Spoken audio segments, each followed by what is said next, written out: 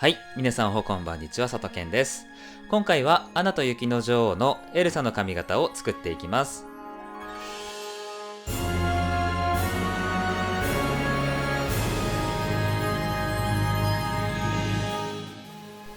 エルサの髪型は、大体2種類ですね。アナ雪2までいっちゃうともう少し種類がありますが、基本的にはこの戴冠式と、あとは通常時の髪型になっています。戴冠式の髪型は編み込みのアップスタイルというよりかはどちらかというと変形のギブソンタックの呼び方の方が近いですね。でレディゴー後の通常時の髪型は三つ編みの編み下ろしという髪型になっています。何やそれと思われるかもしれませんが、それぞれ髪型について解説していきます。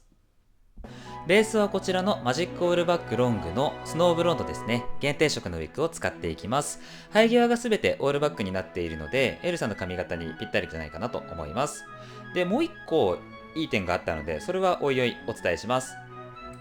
生え際の形を作っていきます。エルサは若干富士みたいなので、真ん中が少し飛び出るように生え際を作ってあります。でもうここから分岐してしまうんですが、編み下ろしの通常時の髪型の方はさっきの富士みから少し左側に一束だけ前髪があるので、できるだけ引っ張らずにテンションをかけない状態で眉上でカットしておきます。引っ張ってしまうとめっちゃ短くなってしまうので、できるだけノーテンションでカットしていきます。アップスタイルの方は前髪が全体的に降りている髪型になっています。長さかなり短いのと結構シースルーですね。これは髪質にもよるんですが、短い前髪を作りたくて引っ張った状態で切ってしまうとこうなります。何か身に覚えのある方いらっしゃいますよね。この方生え際全部オールバックに後ろに向いているので、一回ちゃんと内巻きにし直した状態で眉上ぐらいですね、眉毛が見えるぐらいまで前髪を短くカットしておきます。ついでに編み下ろしの前髪も巻いておきます。巻くというよりはちょっとうねってればいいぐらいですね。顔周りの髪は後ろに持っていた時に追いつかないようにしたいので、長さを調節してカットしていきます。顔周りだけに短い段が入っていくようなイメージですね。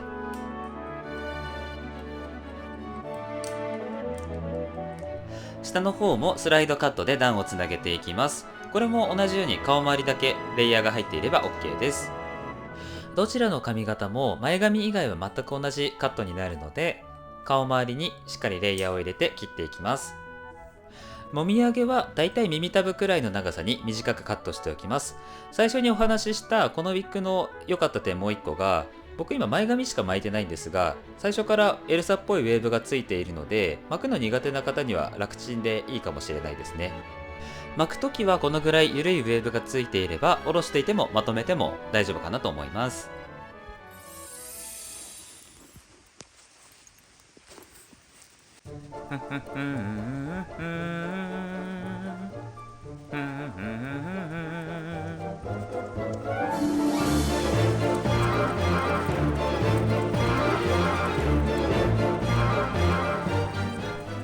特に髪型全く関係ないので説明することはあんまりないんですけれども、強いて言うんであればちょっとでかく作りすぎたかなっていうのと、あと左で骨折したオラフが出来上がったところですね。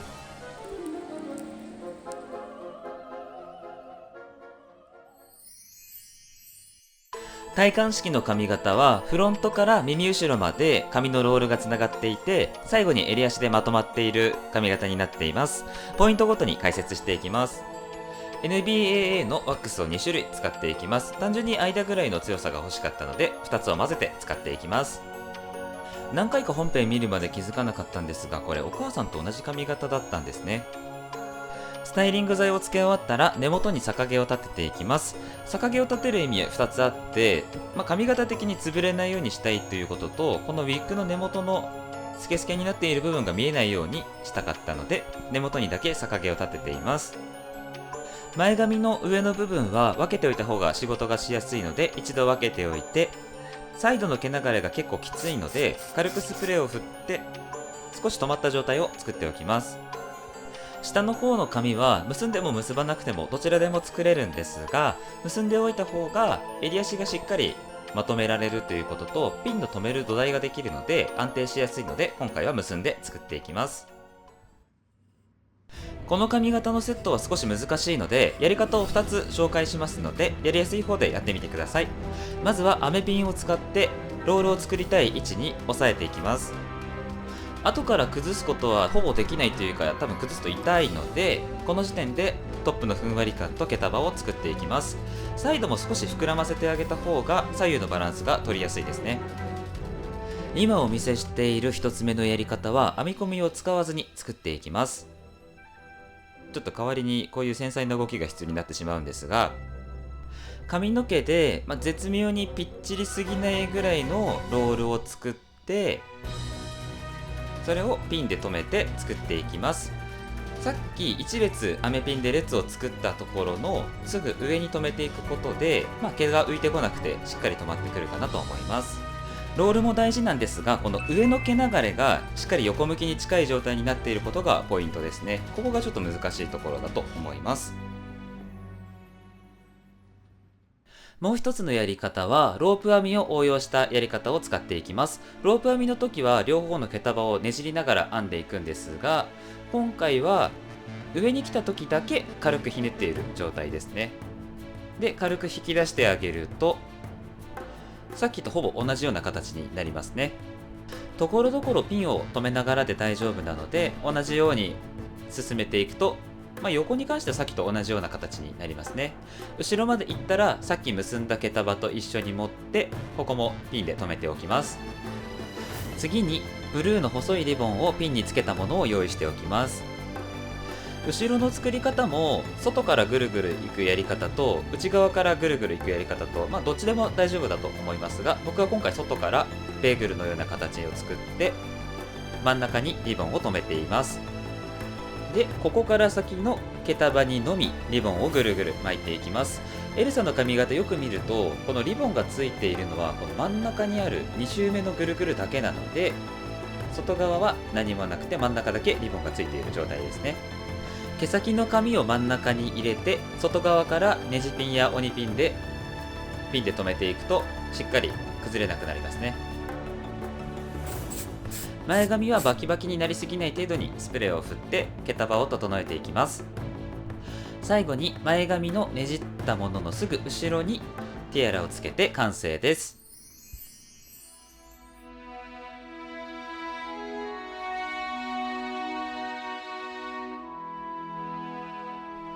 ということで、まずは戴冠式の髪型がこちらです。発表会とか、あとは結婚式とかでも使えそうな髪型ですね。ただやはりエルサにしかできないことがありまして、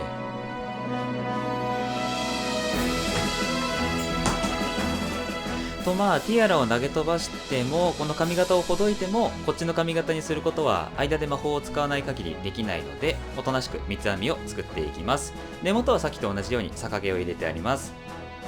ここで生きてくるのが最初のカットで、わざと届かないように作った毛がありますよね。それを残して残りを3つに持って表編みで三つ編みを作っていきます。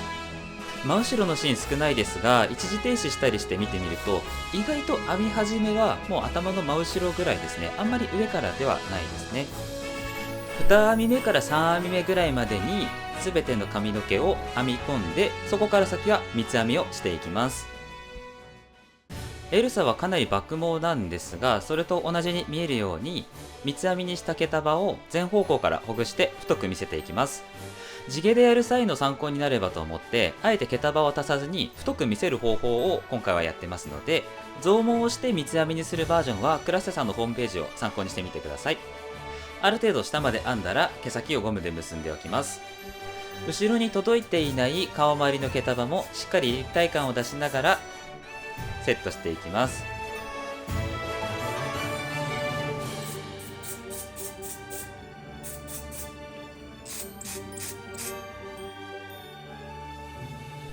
三つ編みの部分に雪の飾りをつけていきます。これはバランスを見ながら配置してください。最後に1個だけ伝えたいことがありまして、本編だと編み目がこっち側が見えていて、メインの画像になるとこういう状態になっているので、単純に裏返っていると思ってもらえれば大丈夫です。これで完成です。